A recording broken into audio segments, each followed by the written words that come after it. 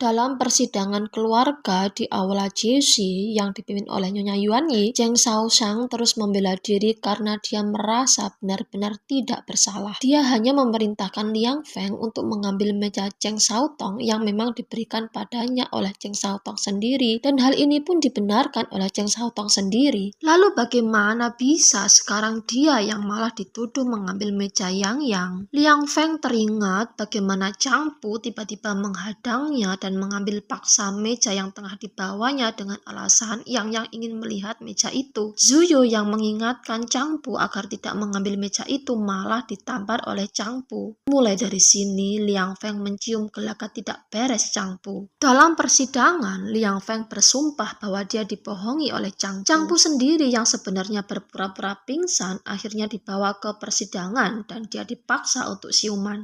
Dan tentu saja ketika bersaksi, Zhang Pu membenarkan dirinya sendiri. Cheng Song dengan tanpa ragu langsung menuding bahwa Yang lah yang sebenarnya mengambil meja Miao Miao, bukan sebaliknya.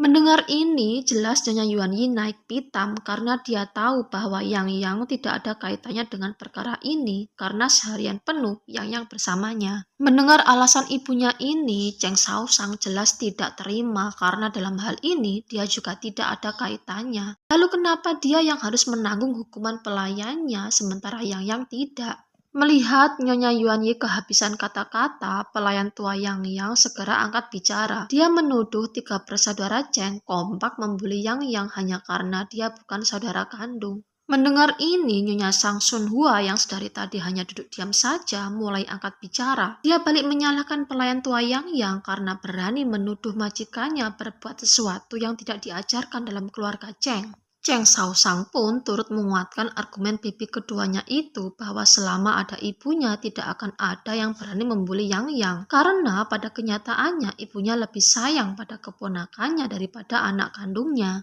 Mendengar ini, Nyonya Yuanyi jelas tersinggung. Dia semakin ngotot menyalahkan pihak Zheng Shaoshang. Liang Feng di matanya salah karena berani mengambil keputusan sendiri untuk berkelahi memperebutkan meja kilin merah Zheng Xiaotong. Zheng Shaoshang kali ini benar-benar geram pada ibunya. Dia perintahkan Liang Feng untuk meninggalkan ruangan untuk menunjukkan bahwa dia tidak bersalah. Dan kemudian kembali dia berdebat dengan ibunya hingga membuat Nyonya Yuanyi naik pitam. 问都不问清楚，就把我拘上来训上，有谁敢欺负你家女公子？这个孽障！来人！为何要送我一人数案？是因为我 Nyonya Sang Sun Hua melihat suasana sudah tidak kondusif. Dia pun berpura-pura sakit perut dan segera mengajak Nyonya Yuanyi keluar aula untuk meredakan ketegangan. Setelah berhasil menenangkan kemarahan Nyonya Yuanyi, Nyonya Sang Sun Hua memastikan bahwa Zheng Shaoshang, 2 saudaranya, dan juga Yang diizinkan untuk menghadiri festival lampu lampion nanti malam. Festival lampion pun akhirnya digelar.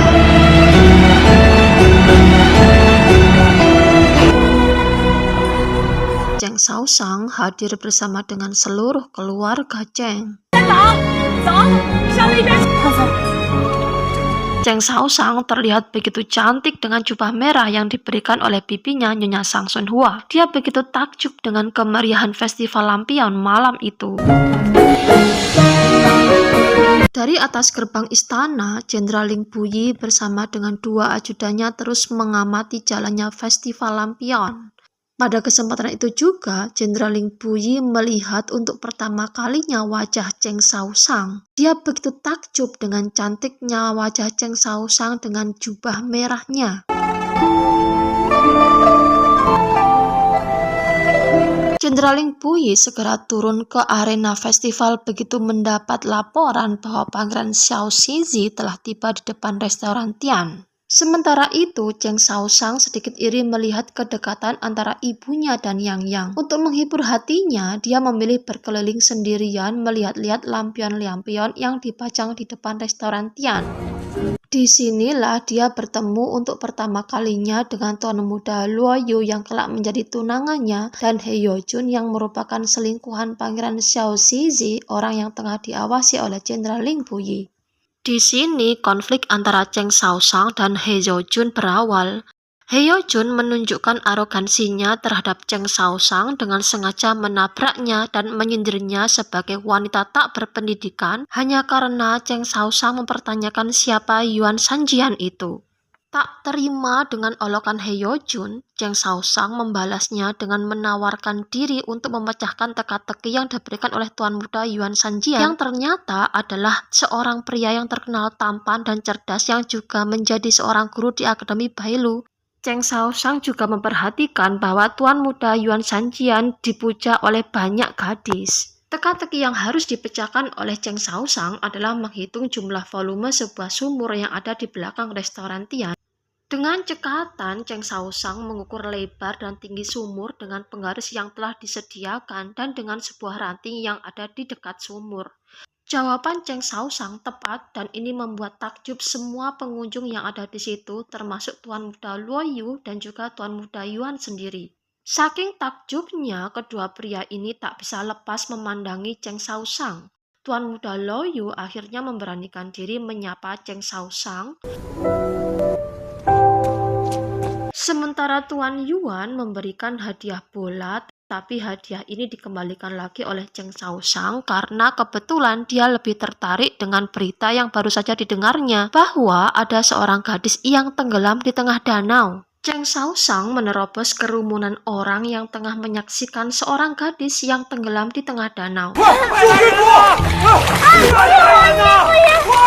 Melihat air danau berlumpur, Cheng Saosang menebak bahwa danau itu tidaklah dalam, jadi tidak mungkin ada orang yang tenggelam di dalamnya. Untuk membuktikan hipotesanya itu, dia dorong seorang pelayan masuk ke dalam danau. Dan benar, pelayan itu sama sekali tidak tenggelam karena kedalaman danau itu hanya setinggi pinggul orang dewasa. Melihat ini, semua orang yang ada di situ termasuk Ling Puyi yang sedari tadi hanya menonton saja di atas kudanya, akhirnya sadar bahwa wanita muda itu hanya berpura-pura saja.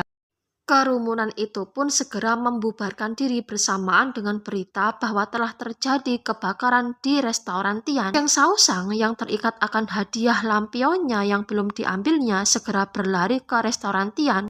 Tapi sayang, sesampai di sana seluruh lampion telah hangus terbakar. Cheng Saosang pun akhirnya tersadar bahwa dia sendirian di tengah orang-orang yang panik. Dia terjatuh karena tersenggol seseorang dan bersamaan itu pula tiang penyangga lampion runtuh hendak menimpanya. Beruntungnya seseorang berhasil menyelamatkannya. Tapi Cheng Saosang tidak tahu siapa pria itu karena pandangannya terhalangi oleh teriknya cahaya api.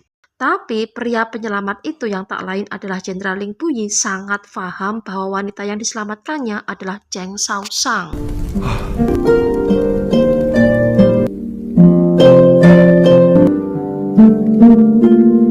Saksikan kelanjutan drama ini hanya di channel Rani Muntasari. Jangan lupa subscribe, like, dan komen agar channel ini bisa berkembang. Terima kasih, bye-bye.